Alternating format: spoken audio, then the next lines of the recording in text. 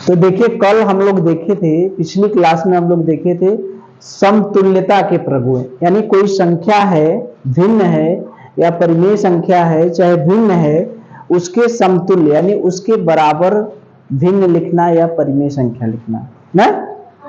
आज हम सीखेंगे सरलतम के प्रगुण, यानी कोई भी परिमेय संख्या है तो उसको हम सरल कैसे करते हैं। सरल करना है, सरल करना माने छोटा करना। जैसे ये समझिए कि 8/12 हमने लिख दिया, ठीक है। इसको सरल कैसे करेंगे, सरल करना, या इसे कहेंगे सरलतम रूप।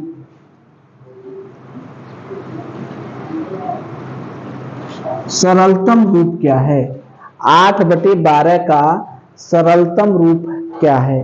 किसी भी भिन्न को, किसी भी परिमेय संख्या को सरल कैसे करते हैं। सरल करना मतलब समझ रहे हैं, काटना। काटना का मतलब उसको छोटा करना। जैसे अब हम 8/12 को छोटा कैसे करेंगे, उसको करने के लिए, सरल को करने के लिए अंश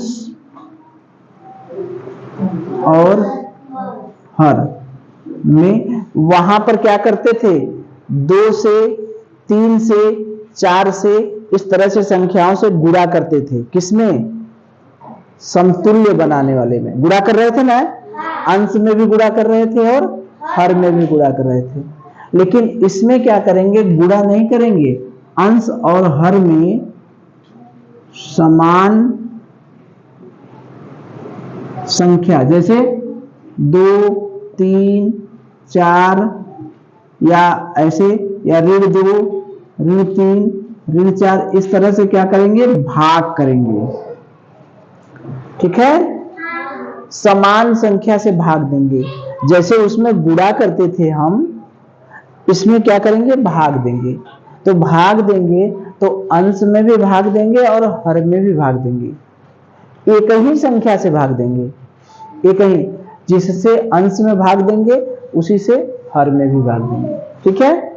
तो ये तो समझ में आ गया कि 8/12 को सरल करना है, इसका मतलब अंश में भी भाग देना है और हर में भी भाग देना है, ठीक है। तो भाग देंगे तो किसी एक ही संख्या से भाग देंगे। शुरुआत कहां से करेंगे, 2 से करेंगे। 1 से भाग देने का कोई मतलब नहीं है, ठीक है। 2 से शुरुआत करेंगे, 2 से भाग कट जाएगा, फिर दोबारा शुरुआत करेंगे, फिर 2 से शुरुआत करेंगे, नहीं कटेगा 3 से काटेंगे, 4 से काटेंगे। जैसे इसमें 2 से भाग देंगे तो 2 से ऊपर वाले में भी भाग देंगे और नीचे वाले में, यानी अंश में भी भाग देंगे और हर में भी भाग देंगे। बात समझ में आ रही है। अगर 2 से भाग दिया, जैसे मान लीजिए हमने 2 से भाग दिया, तो 2 से 8 में भाग देंगे तो कितना बार जाएगा, 4 बार। 2 चौका 8, 2 से हमने काटा तो यहां पर बचा 4, ठीक है। ऐसे लिख दे, नीचे लिख दे, 8/12 है तो हमने 2 से भाग दिया ऊपर और 2 से भाग देंगे नीचे। जितने से ऊपर भाग देंगे उतने से ही नीचे भाग देंगे। 2 से भाग देंगे ऊपर तो कितना बचा, ऊपर 4। 2 से भाग देंगे नीचे तो कितना बचा, 6। यानी 8/12 को हम 4/6 लिख सकते हैं। 8/12 को क्या लिख सकते हैं, 4/6। फिर भाग देंगे, तब तक भाग देंगे जब तक कि भाग देना बंद ना हो जाए। बात समझ में आ रही है। जैसे अब भी 2 से भाग चला जाएगा कि नहीं, दोनों में चला जाएगा। 2 से भाग देंगे, 2 दूनी 4, 2 तिया 6, क्या हो गया, 2/3। अब 2 से भाग देंगे तो नहीं जाएगा, 3 से भाग देंगे तो नहीं जाएगा। क्यों, क्योंकि जितने से ऊपर देंगे उतने से नीचे भी भाग देंगे, तो अब भाग नहीं जाएगा, तो अब यहीं पर रुक जाएंगे। तो यही हमारा हो गया आंसर, यही हो गया हमारा सरलतम रूप, ठीक है। तो सरल करने का मतलब 2 से भाग देना स्टार्ट करिए, फिर 3 से भाग देना स्टार्ट करिए, 4 से दीजिए, जब तक भाग दीजिए जब तक कि कट के छोटा रूप न हो जाए। जब केवल 1 से भाग जाए, अंश में भी और हर में भी। अब देखिए 1 से भाग चला जाएगा 2 में और 3 में, उसके अलावा किसी से भाग नहीं जाएगा, नहीं जाएगा ना। तो ये हो गया सरलतम रूप। ठीक है, एक आंक और देखें। मान लीजिए 9/15 है। 9 बटे क्या है 15। इसको सरल किए हमने, पहला सवाल हो गया और ये दूसरा सवाल हो गया। 9/15 में 2 से भाग जाएगा नहीं, 15 में भाग जाएगा नहीं, तो इसमें हम 2 से भाग दे सकते हैं, नहीं देंगे।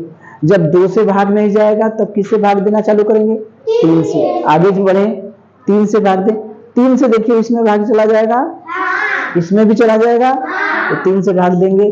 3 तिरिके 9, 3 पचे 15। हमारा उत्तर क्या आ गया 3/5।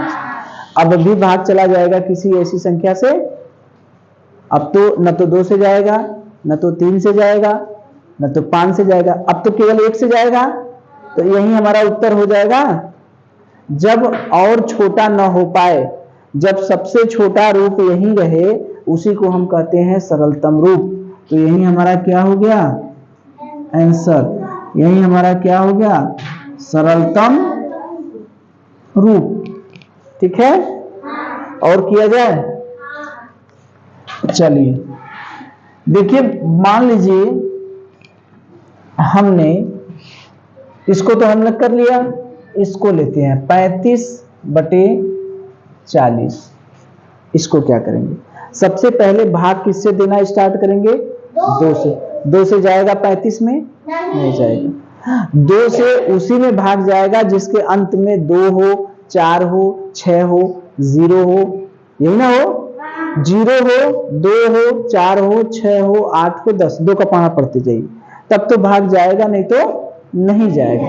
2 से भाग देने का नियम क्या है, 2 से भाग किस में जाएगा, जिसमें अंत में 0, 2, 4, 6 इस तरह से रहेगा, उसी से 2 में भाग जाएगा।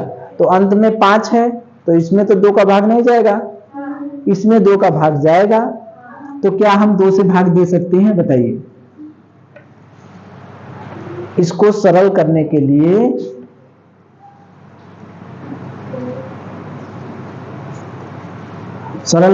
लिए हम 2 से भाग दे सकते हैं, 2 से भाग नहीं देंगे। क्यों, 2 से भाग हर में तो चला जा रहा है लेकिन अंश में नहीं जा रहा है। तो हमको जब भी भाग देंगे तो दोनों में भाग देना पड़ेगा। जो भी संख्या लेंगे, चाहे 2 लें, चाहे 3 लें, चाहे 4 लें, उससे अंश में भी भाग देंगे और हर में भी भाग देंगे। ठीक है, तो 2 से भाग नहीं जाएगा। क्या 3 से चला जाएगा, 3 से भाग देंगे, 3 दहा में 30, अब फिर 5 है, 3 दूनी 6, नहीं होगा। 3 से भाग इसमें भी नहीं जाएगा, नहीं जाएगा। तब कितने से भाग दें, 5 से भाग। 5 सते 35, 5 अठे 40, तो 5 से भाग देंगे। 5 बटे यहां हो गया 5, 5 सते 35 और 5 अठे 40, 7/8। ठीक है, तो यही हमारा क्या हो गया आंसर, यही इसका क्या हो गया सरलतम रूप। किसी संख्या को सरलतम रूप में लिखने के लिए हम कैसे करेंगे, समझ में आया। एक और करें, ठीक है। चलिए 49/63 इसको करना है। 2 से भाग जाएगा, 9 है, नहीं जाएगा। 3 से भाग जाएगा, 3 इकाई 3, 19 में तो जाएगा नहीं, शेष बच जाएगा। पूरा पूरा कटना चाहिए, तो 3 से भी नहीं जाएगा। 4 से जाएगा, सवाल ही नहीं पैदा होता। 4 इकाई 4, 4 दूनी 8 बच जाएगा। 5 से जाएगा, 5 में 0 रहेगा तब है ना बजाएगा, 5 से भी नहीं जाएगा। 6 से भी 6 सते 42, 6 अठे 48, नहीं जाएगा। 7 से जाएगा, 7 सते 49, 7 9 63, 7 से भाग जाएगा, 7 7 49, 7 9 63, यानी 7/9। यही हमारा क्या हो गया आंसर। अब इससे छोटा नहीं ना होगा, ऐसे छोटा तो होगा नहीं। जब केवल 1 से भाग जाए, अंश और हर में केवल 1 से भाग जाए तो हम भाग देना बंद कर देंगे। यही हमारा आंसर है और यही हमारा सरलतम रूप है। ठीक, अब देखिए, अगर मान लीजिए कोई बड़ी संख्या हम ले लिए, मान लीजिए ले लिया 64 और ले लिए 128, आप कैसे सरल करेंगे? 2 से भाग देना चालू करेंगे पहले, तो 2 इकाई 2 तिया 6, 2 दूना 4, 2 छक्के 12, 2 चौके 8, 32/64। फिर कब से स्टार्ट हमेशा 2 से करेंगे, 2 से नहीं जाएगा तो 3 से, 3 से नहीं जाएगा तो 4 से, फिर कितने से भाग दें? 2 से। 2 इकाई 2, 2 छक्के 12, फिर 2 तिया 6, 2 दूनी 4, कितना आया? 16/32। फिर भाग जाएगा, फिर 2 से भाग दें, 2 8 16, 2 इकाई 2, 2 छक्के 12, 8/16। फिर भाग जाएगा, कितना जाएगा? 2 चौके 8, 2 8 16, कितना आया? 4/8। ये तो रुकने का नाम ही नहीं ले रहा है। फिर भाग देंगे, 2 दूनी 4, 2 चौका 8, 2/4। फिर 2 से भाग देंगे, 2 इकाई 2, 2 दूनी 4, 1/2। अब नहीं कटेगा, तो यही हमारा क्या हो गया आंसर, यही हमारा सरलतम रूप हो गया। यही हमारा क्या हो गया? सरलतम रूप। तो 64/28 को भी हमने सरल कर लिया। तो ये तो समझ में आ गया कि सरल करने के लिए सबसे पहले 2 से भाग देंगे, नहीं जाएगा 3 से भाग देंगे, फिर नहीं जाएगा 4 से भाग देंगे। शुरुआत हमेशा किससे करेंगे? 2 से। ठीक है, तो जैसे 64/128 है, तो अब दिमाग में ये नहीं आ रहा है कि अगर बड़ी बड़ी संख्याएं आ जाएंगी तो हम तो काटते काटते पूरा पन्ना भर जाएगा। नहीं लग रहा है? कितना बार काटेंगे? काटते काटते पूरा पन्ना भर जाएगा। तो क्या कोई ऐसी विधि है जिससे हमारा छोटा में काम चल जाए? तो है, छोटे में काम चल जाए उसके लिए हमारे पास विधि है। क्या विधि है? मौसो। क्या विधि है? मौसो। तो मौसो पुराने लोग जानते होंगे, जो नए लोग हैं उनको हम शॉर्ट में बता दे रहे हैं कि महत्तम समापवर्तक क्या होता है। इसको कहते हैं महत्तम समापवर्तक। ठीक है, जिसको कहते हैं HCF, हाईएस्ट कॉमन फैक्टर। ठीक है, तो इसकी नियम कई हैं, भाग विधि है, गुणनखंड विधि है, वो सब हमने पीछे बताया है। ठीक है, हमने पहले बता चुका है। जब महत्तम समापवर्तक और लघुत्तम समापवर्तक, ये नवोदय विद्यालय में भी पाठ है और 5 में भी है। ठीक है, 6 में भी है, हर जगह है। तो उसमें हमने विधिवत बताया है। तो हम यहाँ पर आप लोगों को भाग विधि वाला बता रहे हैं, जो एकदम आसान है, जिससे हमारा काम चल जाए। कौन सी विधि? भाग विधि, जिससे कि आप समझ जाएं कि लघुत्तम और महत्तम कैसे निकलता है। जैसे मान लीजिए 8 और 12 का मौसम निकालना है। 8 और 12 का महत्तम समापवर्तक क्या होगा? अगर प्रश्न आ गया तो कितना होगा? अधिक में कम का भाग देंगे। कैसे करेंगे? अधिक में कम का भाग देंगे। कौन अधिक है? 12। कौन कम है? 8। तो अधिक में कम का भाग देंगे। तो किसमें किसका भाग देंगे? 12 में 8 का भाग देंगे। भाग देना सबको पता है। 8 इकाई 8 बचा 4। ये जो 4 शेष बचा है इससे फिर वापस जो पहली वाली है उसमें भाग देंगे। ठीक है। 4 अब दूना 8। ठीक है। ये 8 में से 8 गया, कट पिट यानी 0। तो जब पूरा पूरा कट जाता है तो ये जो अंतिम वाला है यही हमारा होता है मौसौ। यानी 8 और 12 का मौसौ क्या हो गया? 4। बात समझ में आई? 8 और 12 का मौसौ क्या हो गया? 4। कैसे निकालें? अधिक में कम का भाग दिए। ठीक है। कट गया, कट जाएगा तो यही मौसौ हो जाएगा। नहीं कटेगा, शेष बचा, तो जो शेष बचा है उससे फिर पहले वाले में भाग देते हैं। ठीक है। तो अंत में जब कट जाएगा, जहां पूरा पूरा कट जाएगा तो यही जो अंतिम है वही बनेगा मौसौ। ठीक है। एक ठो और करें तो समझ जाएंगे। ठीक है। मान लीजिए हम कहें कि 35 और 40 का मौसौ क्या होगा? 35 और 40 का मौसौ क्या होगा? ठीक है। ठीक है। तो 35 और 40 का मौसौ क्या होगा? ठीक। तो फिर वही काम क्या करेंगे? अधिका में कमका का क्या करेंगे? भाग देंगे। तो 40 में हम 35 का क्या करेंगे? भाग देंगे। यही ना सीखे हैं। तो भाग दिए, 35 एकम क्या होगा? 35। ठीक है। शेष कितना बचा? 5। इस शेष से हम किस में भाग देंगे? पहले वाले में। यही ना है। 5 में 5 से हम 35 में भाग देंगे। 5 सते 35, पूरा पूरा कट गया। मौसौ हमारा क्या होगा? बताइए कौन होगा? 5। यही होना है अंतिम वाला। ठीक है। तो समझ गए? तो मौसौ क्यों हम सीखे?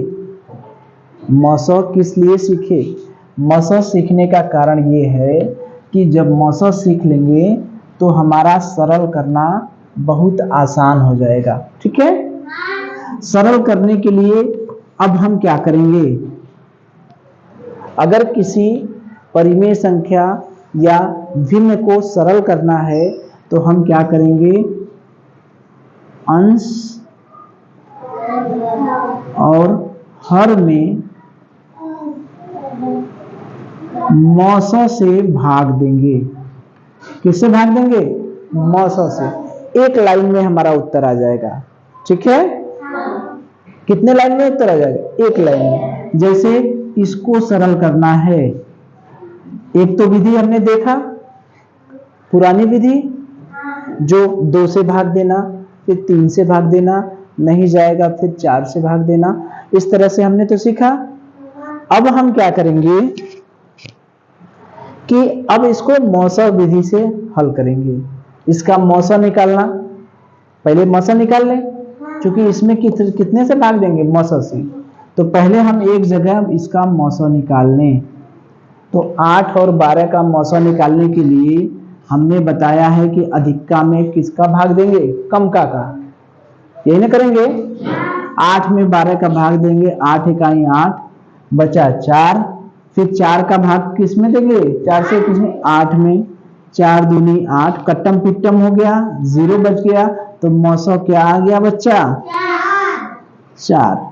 जब मौसौ निकल गया तो हमारे लिए बड़े आसान है। हम क्या करेंगे? सरल करने के लिए अंश और हर दोनों में मौसौ से भाग देंगे। यानी हम 8 में कितने से भाग देंगे? कितने से भाग देंगे? कितने से भाग देंगे? मौसौ से। मौसौ क्या है? 4। 4 से भाग दिए तो 4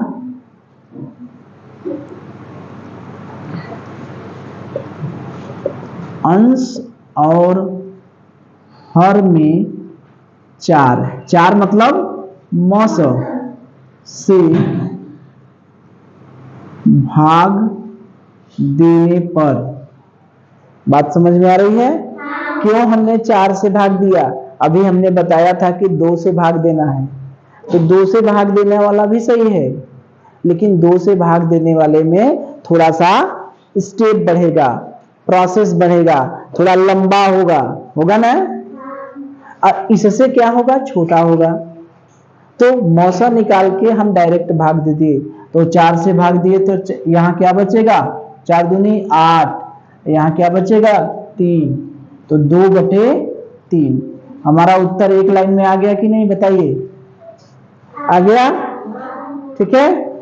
तो मौसा निकालने से हमारा सरल करना बहुत आसान हो जाता है। ठीक है? ठीक है। अब देखिए, अब हम इसी तरह से हम इसको भी हल करेंगे। बताइए, 35/40 को हल करना है, तो सबसे पहले क्या करेंगे? इसका मौसा निकालेंगे। तो मौसा कैसे निकालेंगे? 35 और 40 का मौसा निकालने के लिए किस में भाग देंगे?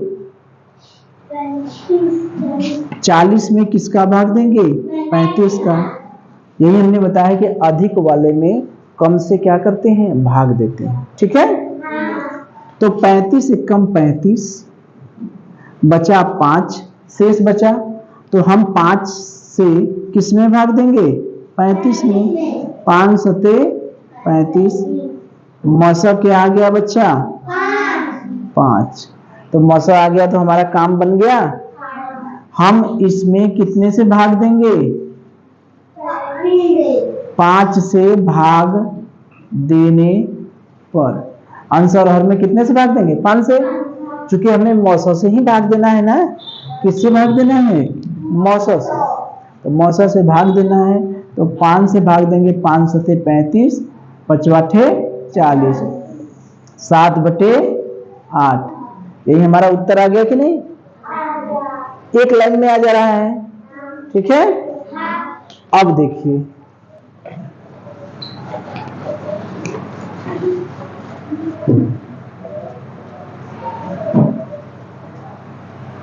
उनचास बटे 63 होमवर्क के लिए दे दें? इसको हम कर दें, जो बड़ा सा था। अभी तक हम देख रहे थे कि बड़ा है, एकदम बड़ा है। चलिए देखिए, ये इसको हम लोग देखे थे कि काफी लंबा था, 2 से काटते काटते कई बार में कटा था ना। तो मान लीजिए 64/128 को सरल करना है, तो हम पहले इसका क्या निकालेंगे? मौसा। 64 और 128, यही ना है? तो अधिका में कमका का क्या किया जाता है? भाग दिया जाता है।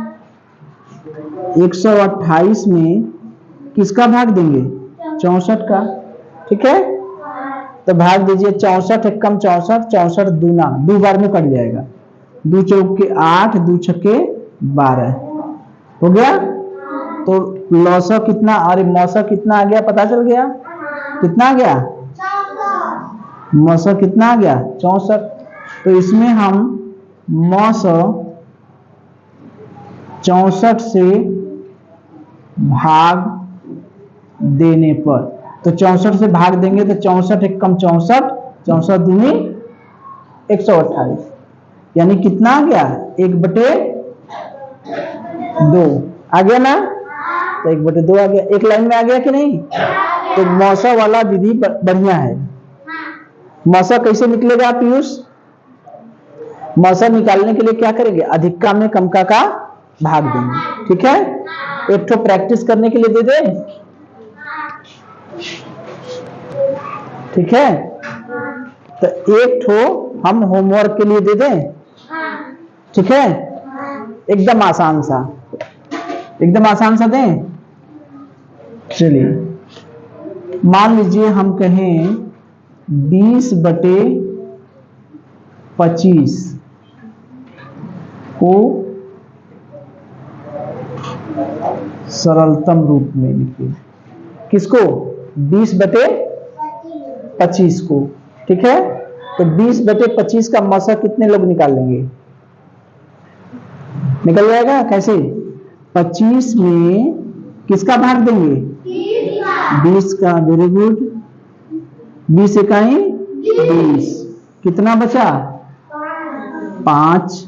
अब 5 से किस में भाग देंगे? 20 में। ठीक, कितनी बार जाएगा? 4 बार। अब बता दीजिए हमको मौसा कितना हो गया? 5। अब अंश और हर में किससे भाग देंगे? किससे भाग देंगे? 5 से। ठीक है, तो 5 से भाग देंगे तो 5 चौक का 20, 5 पचे 25, कितना आ गया?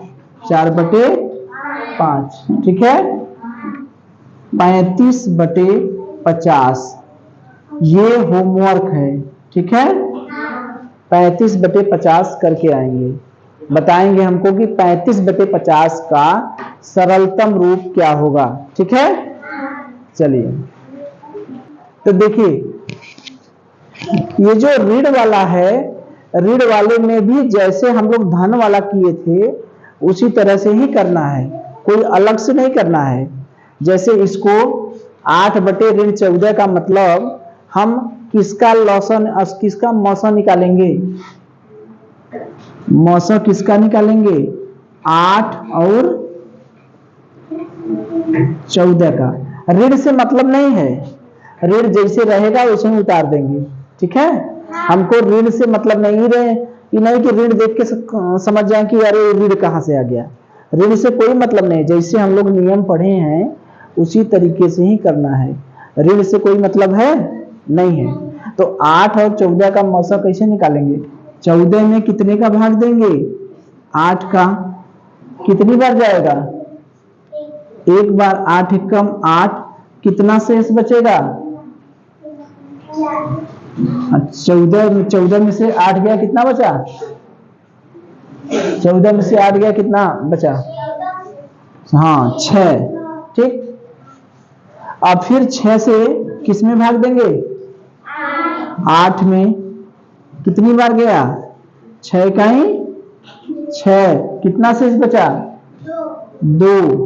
फिर 2 से किस में भाग देंगे? 6 में। Very good. कितनी बार गया? 3, 2 तिया 6। फिर भाग देंगे?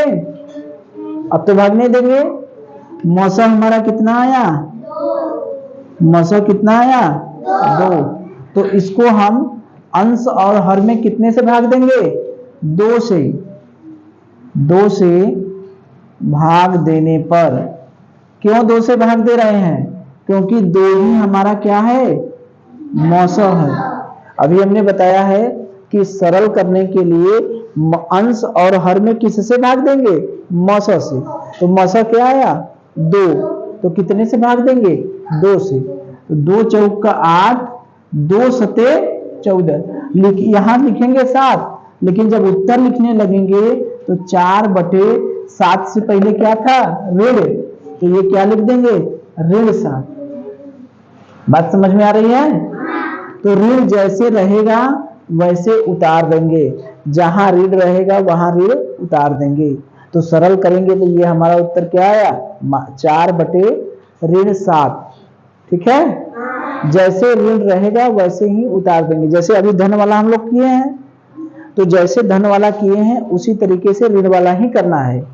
केवल ऋण को लौसा ऋण का तो लेते नहीं, मौसा किसका लेंगे? 8 और 14 का। लेकिन जब काटेंगे यहाँ तो 2 से भाग देंगे, 2 चौक का 8, 2 सते 14। तो जब उत्तर लिखेंगे तो 4 बटे क्या होगा? ऋण 7। क्या होगा? ऋण 7। ठीक है, अगर यहां पर कोई दूसरा चीज होता, अगर 8 ऊपर जो है ऋण होता तब क्या होता? उत्तर वही चीज होता। ये ऋण कहां लगाते? 4 के आगे। ये होता ना, काटते 2 चौक का 8, 2 सते 14, तो ऋण कहां लगता? 4 के। ठीक है, तो अब देखिए, अभी हमने देखा कि 8/-14 को सरल किया हमने, 2 चौक 8, 2 सते 14, यानी 4/-7। यही हमारा आंसर आ गया, यही हमारा सरलतम रूप है। ठीक है, तो सरलतम रूप में मौसा निकालेंगे तो क्या आएगा? अगर हम कहें कि जो सरलतम रूप में, जब किसी संख्या का सरलतम रूप लिख दिए, ठीक है, तो सरलतम रूप का मौसा निकालेंगे तो क्या उत्तर आएगा? मतलब ये 4 और 7 का मौसा निकालें, 4 और 7 का मौसा निकालें तो 7 में कितने से भाग देंगे? 4 से भाग देंगे। 4 इकाई 4, कितना बचा? 3। 3 से फिर किस में भाग देंगे? 4 में। 3 इकाई 3, बचा 1। कितना में भाग देंगे? 3 में। 3 1 3, 1 3 3। तो मौसा क्या आया? ठीक है, तो याद रखिएगा हमेशा कि अगर कोई सरलतम रूप है, उसको सरल कर लिए हैं, तो सरलतम रूप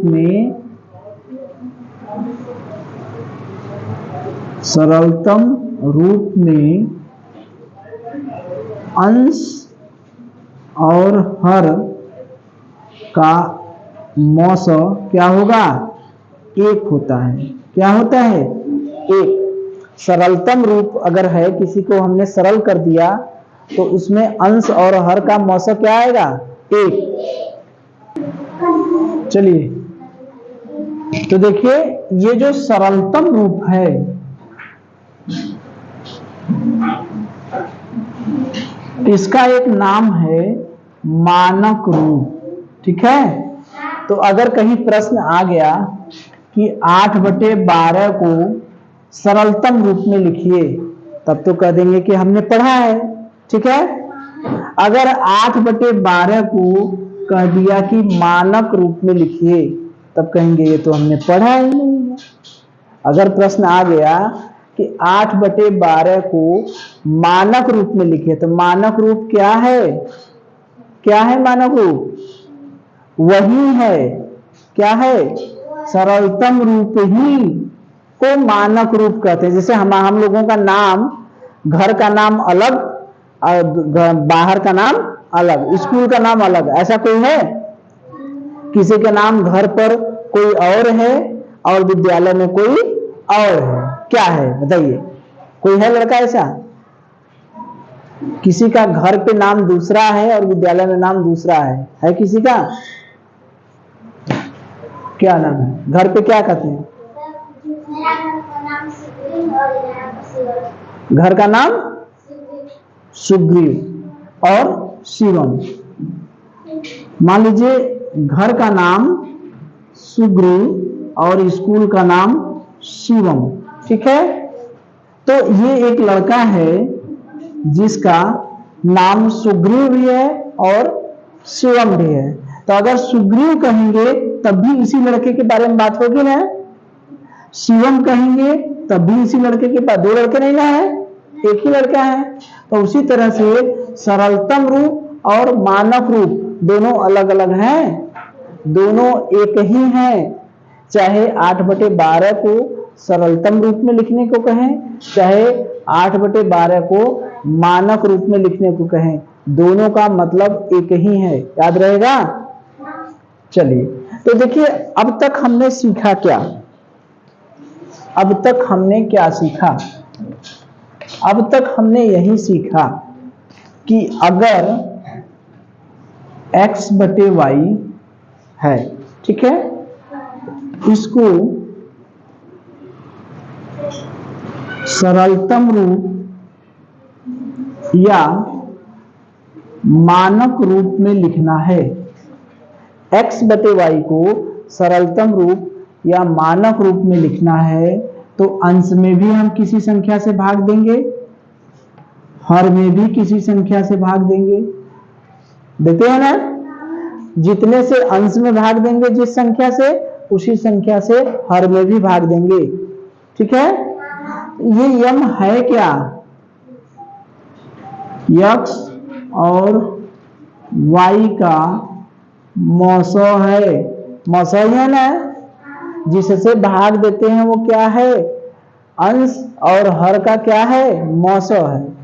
यही ना हम लोग सीखे हैं कि किसी भी परिमेय संख्या को या भिन्न संख्या को सरलतम रूप या मानक रूप में बदलने के लिए उसे हम मौसो से भाग देते हैं। यही ना सीखे हैं। अब देखिए, जो सरलतम रूप है या मानक रूप में अगर हम कहें कि अंश और हर का मौसो क्या होगा, क्या होगा बताइए। अगर हमने सरल कर दिया है तो सरल करने के बाद अंश और हर का मौसो क्या आता है, अभी हमने बताया एक। सरल कर देते हैं तो एक आता है ना मौसो। जब सरल कर दिए तो उसका मौसो क्या आएगा, एक। तो याद रखिएगा दो चीज, कि अंश और हर में जिस संख्या से भाग देते हैं वो संख्या क्या होती है, मौसो। दोनों के किससे भाग देते हैं, मौसो से। तो सरलतम रूप या मानक रूप का मौसो क्या होता है, सरलतम रूप का मौसो क्या होता है, तो क्या कहेंगे, एक। ठीक है, समझ गए। चलिए।